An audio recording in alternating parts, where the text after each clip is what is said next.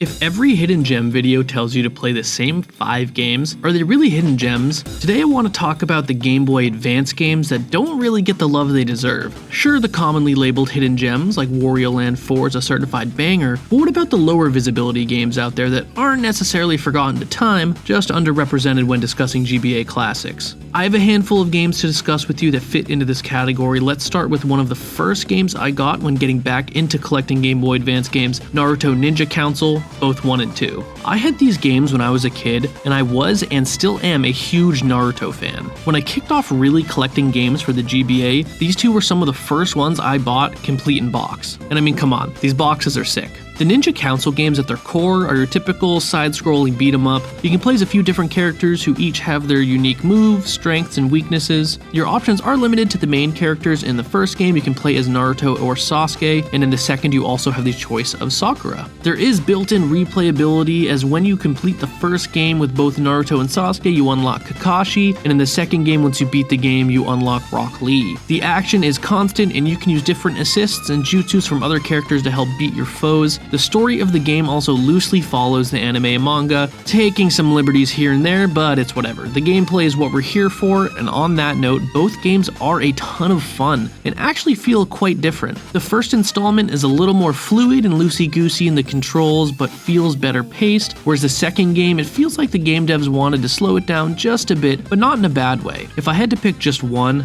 I enjoy the second one a little bit more than the first. The first gets randomly hard with some bosses, whereas the second feels a little bit more consistent. The mechanics overall are pretty simple, so I think it's a little bit of a plus that it takes maybe an hour and a half to 2 hours to finish and clear all of the levels, as anything beyond that would have started to feel super repetitive. Overall, I love these games, and they're pretty dang cheap too, so if you're looking for some good fun, I definitely recommend picking these up. Next up is Baldur's Gate Dark Alliance. This game slaps, plain and simple. Some of you might remember the PS2 game of Baldur's Gate Dark Alliance, and this is technically a port onto the GBA. I've never played the PS2 version, so I can't personally compare the two, but from what I've seen, they're pretty similar as far as the story goes. Obviously, the gameplay has gotta be pretty different. I mean, we're talking about a handheld Game Boy versus the PS2. The Game Boy Advance version is an isometric hack and slash RPG. The customization options are pretty limited, and disappointingly, there are only 3 classes that you can choose from, which just have different colors of the same sprite. Beyond that small dig, the game is really good. I picked this up and couldn't put it down for a couple days. I played it on back-to-back 3-hour flights, and the game made the flights go by like they were nothing. The pacing of the game was much better than I expected, and I like the gameplay. Difficulty-wise, it isn't a breeze, but it's not overly difficult, barring a few situations. The atmosphere of the game is awesome. The visuals really amplify this game beyond something I would expect to be playing on the Game Boy Advance. Looking back to the RPG aspects, there are a myriad of weapons, armor, skill trees, etc. to really make you think about your decisions as far as strategy goes. And the kicker, like the Naruto Ninja Council games, is that this game is not that expensive to pick up. Okay, this next one is niche. Ultimate Muscle: The Path of the Superhero. If you know me, you know I love Ultimate Muscle. In my inevitable GameCube Hidden Gems video, we will certainly be covering Ultimate Muscle Legends vs. New Generation. Path of the Superhero is a totally different breed though. It's an arcade-style wrestling game in the Kinnikuman universe. Hey kid, I heard you like playable characters. Boy, will you love this game. There are a total of 23, yes, 23 playable characters, not to mention the various modes you can play. The story mode follows the anime story and doesn't offer much new for those who have seen the show, but the gameplay does feel unique in that I have not played a Game Boy Advance game like this before. The game was not designed to be a typical button-mashing wrestling game. You have to perform your moves with timing and precision to pull them off, making this game stand out from other titles. Visually, the game is vibrant and fun, and as you'd expect from Ultimate Muscle, the cast of characters always makes for an entertaining experience. Beyond that, there isn't too much variation to oogle at beyond different characters and their moves. You're always fighting in a pretty benign ring, so the game really puts a spotlight on the wrestling mechanics. Now, I won't say this is the best game on the Game Boy Advance,